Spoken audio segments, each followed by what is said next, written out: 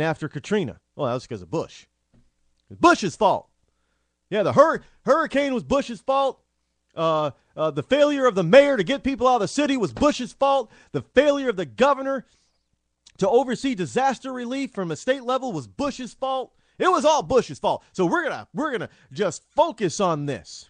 Now, even my mother, for a while, until I explained it to her and showed it to her, how is this George W. Bush's fault when all this stuff came about because of Nagin?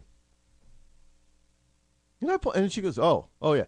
Even my mother fell for that stuff at first.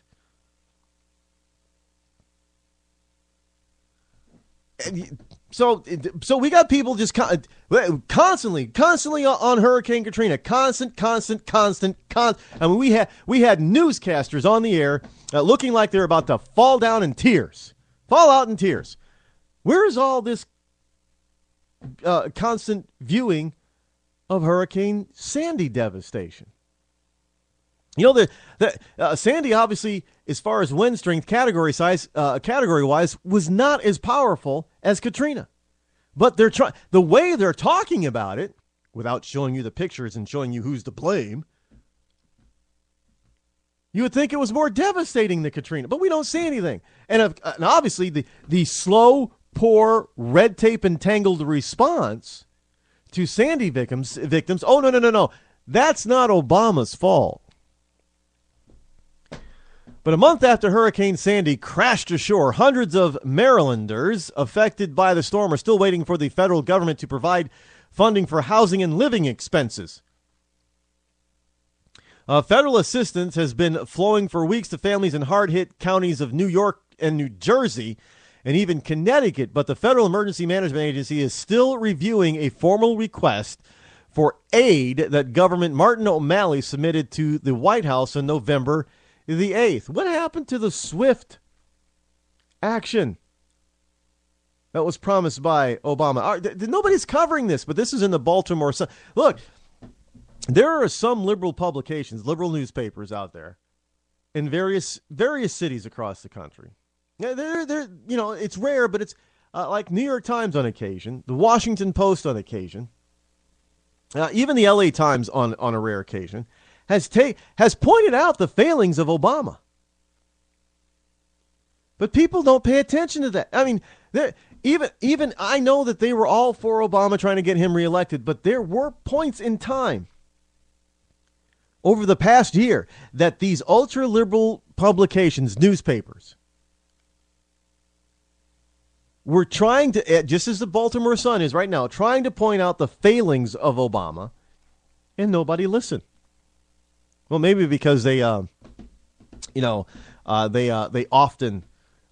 glossed over other important things. Like we still, everybody's talking about the Susan Rice thing with Benghazi, as if all of a sudden the Republicans are making hay out of Susan because of Susan Rice.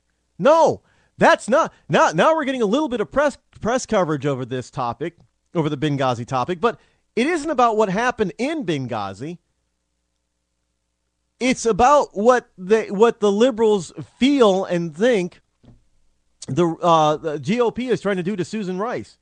That's not the story. The story is Benghazi. So this is the story here too. Obama's about to fly off to Hawaii to spend $4 million taxpayer dollars for a vacation in Hawaii for the holiday, leaving Washington before there's a deal. If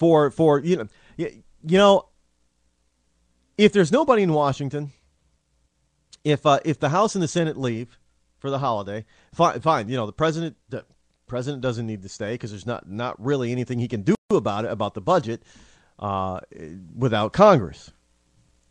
But if Congress is still there working, why the hell is he leaving?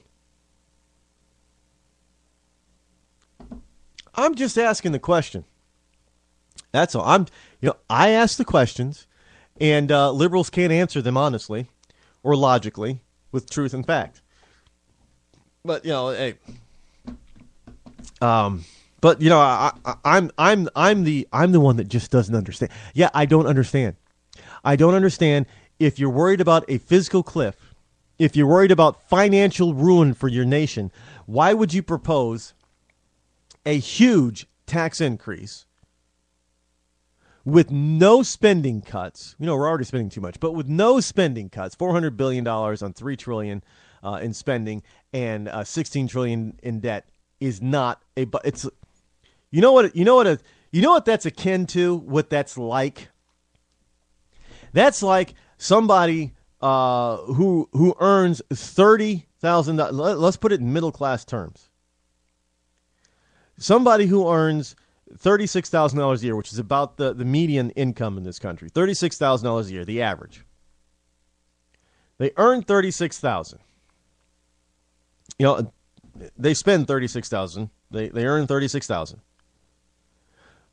But they have a debt ratio. They owe $250,000 to credit cards. And their budget for this year coming up is $40,000. So they're still spending more than they're earning. But instead of spending the full $40,000, they decide they're going to cut back by $4.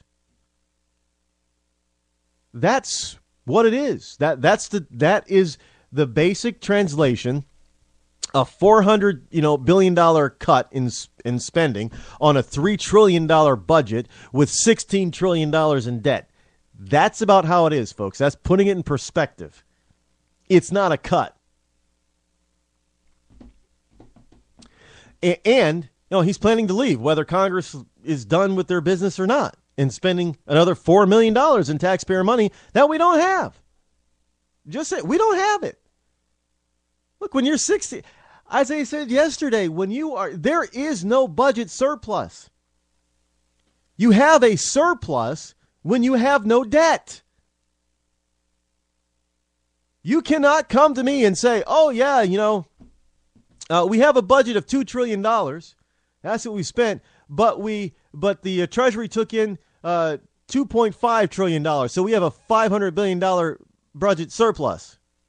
No, you don't. Because you still have a $15 trillion debt. You don't have a surplus. No, you can cut the debt down to $14.5 trillion, but you're still in debt. Where is the surplus? There isn't one.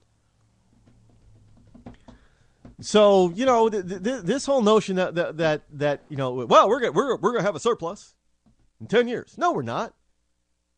When are you people going to understand that our government cannot project what a future Congress and president is going to spend or do? It has no legal authority on them.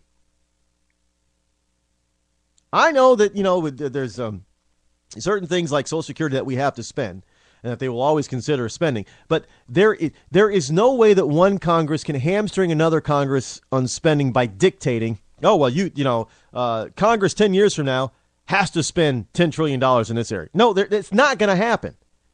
That's not it won't pass. No Congress is going to allow, future Congress is going to allow a past Congress to dictate how they spend in that manner. Just not going to happen.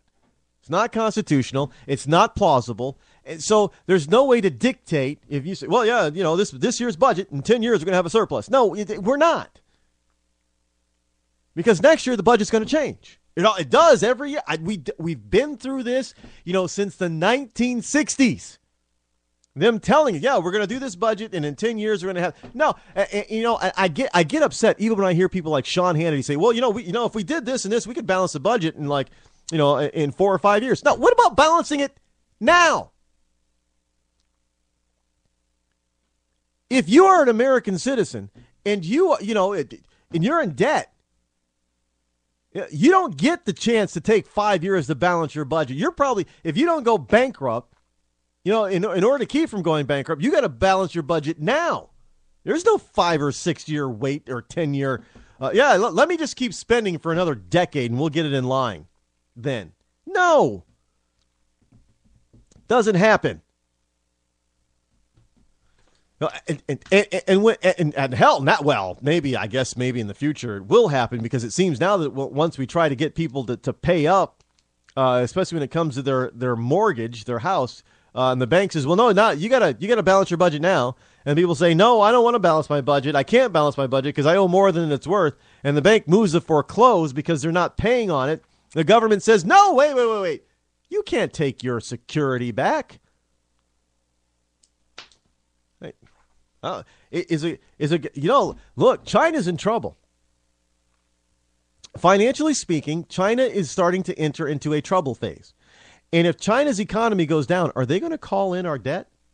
I mean, we still owe China, a couple $1 trillion. I know China's been unloading the debt that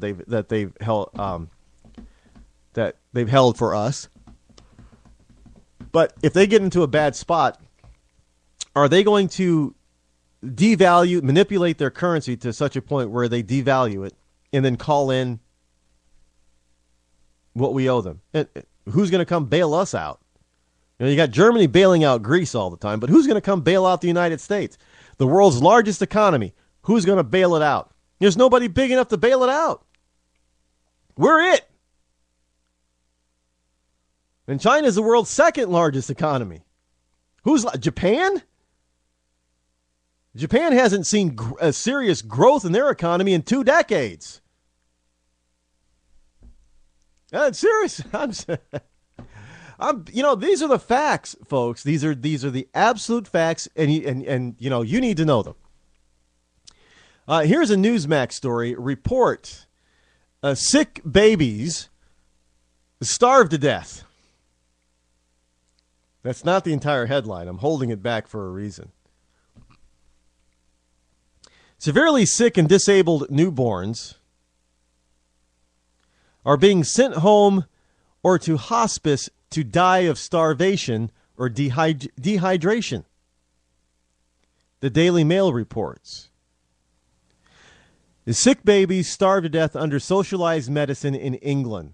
Severely sick and disabled newborns in National Health Service, the NHS hospitals in northwestern England, are being sent home to hospice to die of starvation or dehydration, the Daily Mail reports.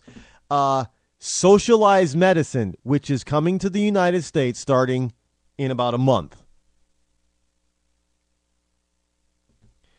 The babies are being assigned to the Liverpool Care Pathway, LCP, for end-of-life care meant for terminally ill adults and the elderly. What? They're sending the elderly to die. Are you folks hearing this? The system includes removal of food and fluid tubes, but it takes up to 10 days on average for the babies to die. Permission from parents is required to put their children on the path to death. What? This is sick! Hey, but folks, this is, the parents in England, they obviously still have some semblance of control. You think you're going to have that kind of, the way Obamacare is designed, do you think you're going to have control here? No, you're not. Some bureaucracy nightmare of a panel or board is going to decide the procedures that will be approved and disapproved, and you're not going to have a choice in the matter. Don't doubt me on this stuff. People shouldn't doubt me. I mean, I haven't been wrong yet.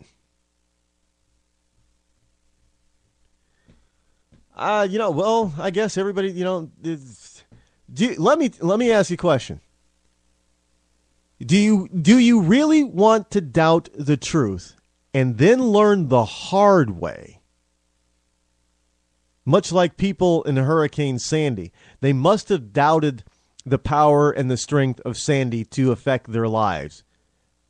And now look at them. So do you want to doubt the truth and then learn the hard way? Or do you want to prepare properly now for what is inevitably going to happen.